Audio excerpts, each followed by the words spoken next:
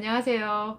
오늘은 여러분들에게 기름 이야기를 한번 해드리고자 합니다. 기름.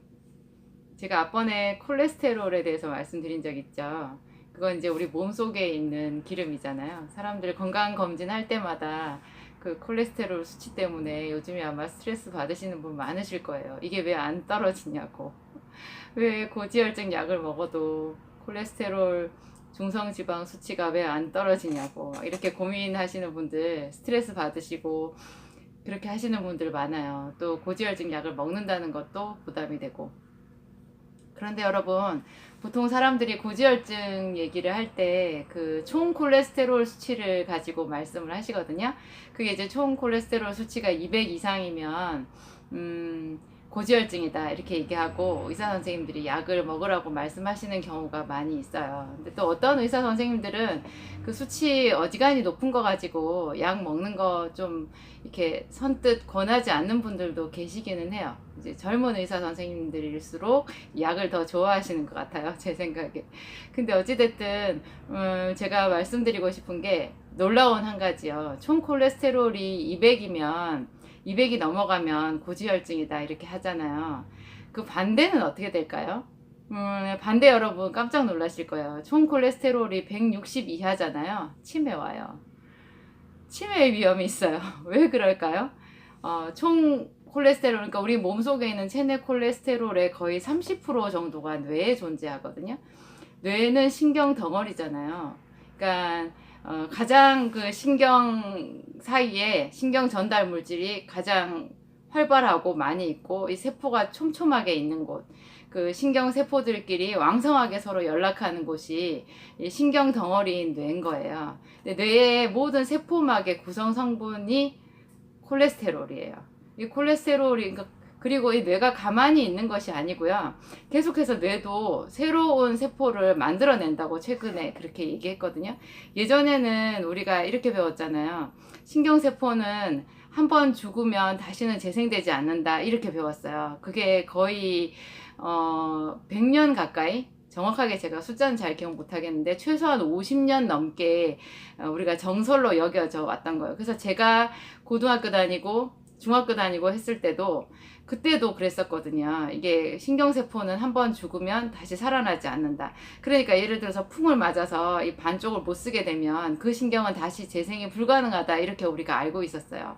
너무 절망적인 소식이었지만 그것이 이제 과학계 정설이니까 그런 줄 알고 있었죠. 여러분 최근에 그게 엎어졌어요. 바뀌었어요. 신경 재생이 돼요. 뇌도 재생이 돼요. 그러니까 우리가 이 과학계의 어떤 편견을 가지고 얼마나 많은 사람들이 절망하고 낙심하면서 재활 치료도 받지 않은 채 그냥 반신불수로 살다가 끝났겠어요. 그러니까 이게 과학계에서 참 이런 거는 제고해야 되는 부분인데 잘못된 것을 인식시켜가지고 도전조차도 해보지 못하게 하는 것. 근데 이게 마찬가지로 그 연장선에서 봤을 때 이 뇌가 계속해서 움직이는 거예요. 그래서 세포가 새로 만들어지기도 하고 이게 분열을 해요. 근데 그렇게 될 때 이 콜레스테롤 수치가 너무 낮잖아요. 그러면 뇌 기능이 현저히 떨어져서 치매의 위험성이 오는 걸로 지금 연구 결과가 확실하게 나와 있어요. 그러니까 여러분 제가 말씀드리고 싶은 게 이 몸속에 있는 기름 콜레스테롤 수치 약간 높은 거는 오히려 나이 들어서 정상인 거라는 거 알고 계시면 돼요. 너무 높은 거는 이제 식이요법을 하든지 운동을 하든지 약을 먹든지 해서 좀 잡아야 되겠죠. 근데 어느 정도 높은 것까지는 그 어느 정도가 몇인지까지 제가 말씀드리기는 좀 그런데 여러분 당신의 몸이니까 여러분 자신의 몸이니까 이런 정도의 지식은 알고 있어야 되겠죠. 제가 기름 얘기로 시작했는데 좀 심각한 콜레스테롤 이야기로 넘어갔어요. 사실 오늘 제가 말씀드리고 싶었던 기름은요, 맛있는 기름이거든요. 여러분, 기름이 맛있잖아요. 잔치집에 기름이 안 들어가면 음식이 안 되죠. 무슨 부침개나 온갖 것들 다. 이 기름이 맛있어요. 우리가 이제 주로 즐겨 먹는 기름, 참기름, 들기름, 식용유, 이제 이런 것들은 이제 화학적으로 보았을 때 오메가6 기름에 들어가요. 오메가6? 여러분 오메가3는 많이 들어보셨죠? 근데 오메가6는 뭐야 하실 텐데, 불포화 지방산이면서 필수 지방산의 어떤 계열이에요. 크게 이제 필수 지방산, 불포화 지방산 크게 두 가지로 나뉘는데, 화학 구조식으로요. 그게 오메가3와 오메가6예요. 그러니까 우리가 주로 평소에 먹는 기름들은 대부분 오메가6라고 보시면 돼요.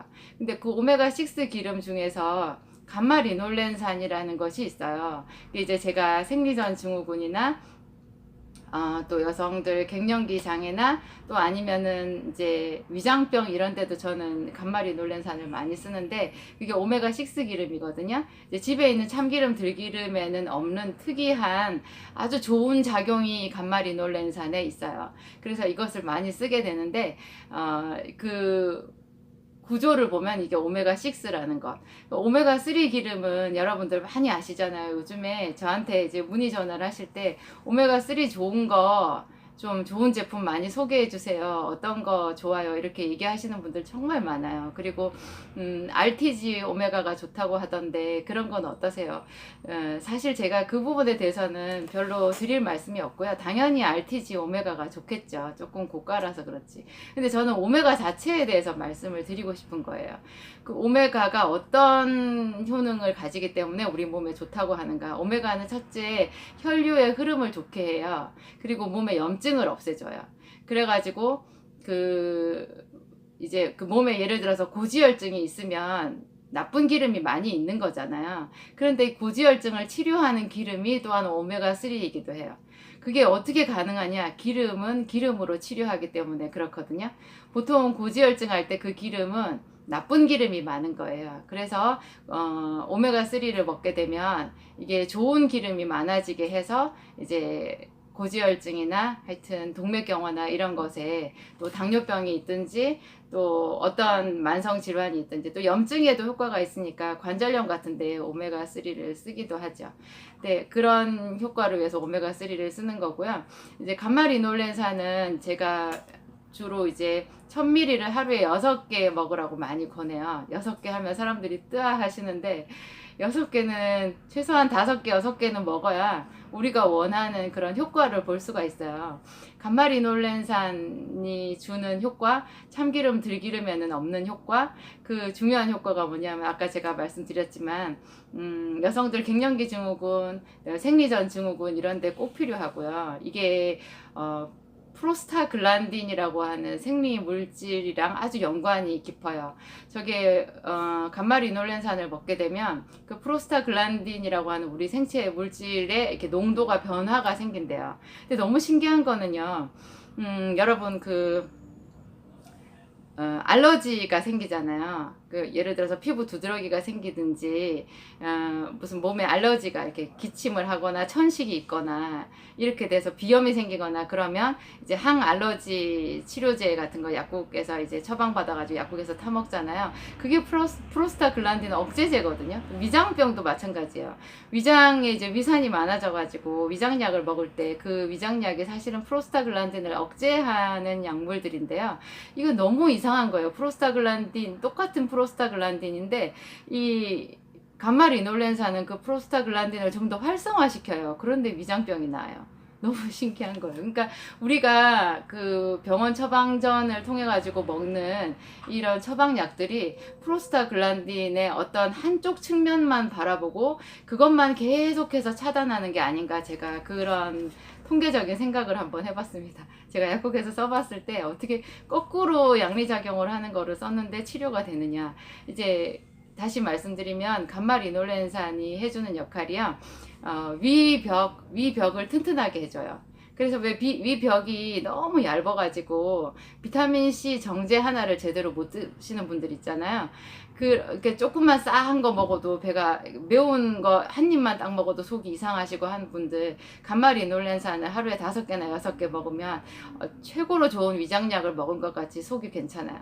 특히 제가 봤을 때 이렇게 배가 나오고 뚱뚱하신 분들보다도 조금 몸이 허하고 소화력이 약한 분들 있잖아요. 그런 분들한테 감마리놀렌산이 특별히 더 효과가 있었어요. 그리고 저게 점막이, 위장이 위점막이잖아요. 입술이 점막이잖아요. 항문이 점막이거든요. 여성들 질도 점막이에요. 그러니까 갱년기쯤 돼서 자꾸자꾸 질 점막이 마르면서 염증이 자주 생기는 분들 간말이놀렌산 강추예요. 저거 하루 6개 드시면 많이 도움이 돼요. 유산균보다도 제가 봤을 때는 질 염증에 저게 훨씬 더 좋은 것 같아요. 근데 저거 간말이놀렌산을 먹을 때 주의해야 될 게요. 반드시 오메가3를 같이 먹어야 돼요. 간말이놀렌산 하루에 1개, 2개 먹을 때는 모르는데 5개, 6개 먹게 되면 오메가3를 최소한 2개 정도 드시는 게 좋아요. 평소에 우리가 먹는 대부분의 기름이 오메가6 기름이고 염증을 유발하는 기름을 먹고 있는 거거든요. 그러니까 이 오메가3를 본래는 오메가3랑 오메가6 비율이 1대4라고 말을 하는데요. 평소에 우리가 먹는 오메가6 기름 계열이 원체 많아서 그런지 제가 실제로 써보면 오메가3랑 간말이놀렌산이 최소한 한 1대3, 그러니까 간말이놀렌산이 3이고 오메가3가 1 정도 되는 거죠. 그러니까 간말이놀렌산을 6개를 먹는다 하면 오메가3를 2개 정도는 먹어야 된다라는 게 되죠. 그렇게 2개를 같이 해서 먹게 되면 환상의 조합이에요. 제가 쓰는 비율이 너무너무 비중이 굉장히 높아요. 저게 그러니까 비타민 요법을 할 때. 그러니까 몇 번이나 지금 말씀드리지만 갱년기, 생리전 증후군, 위장병, 그리고 아이들 과동증, 아토피, 천식 이런데 저게 다 쓰여요. 알러지 질환, 면역 질환 이런데 기름으로 기름을 치료한다. 여러분 놀랍지 않습니까? 우리가 평소에 너무 기름진 거 많이 먹죠. 요즘에 애들도 그렇고. 그러니까 그런 기름들이 우리 몸속에 염증을 유발하는 기름들인데 그거를 새롭게 간말이놀렌산하고 오메가3로 바로 잡아서 이제 좀 더 건강한 삶을 유지할 수 있다. 참 재밌는 일이지 않습니까? 제가 두서없이 말씀을 드렸는데 다음번에 제가 부족한 부분 또 보충하기로 하고요. 오늘은 여기까지 하겠습니다. 제 얘기 들어주셔서 감사합니다.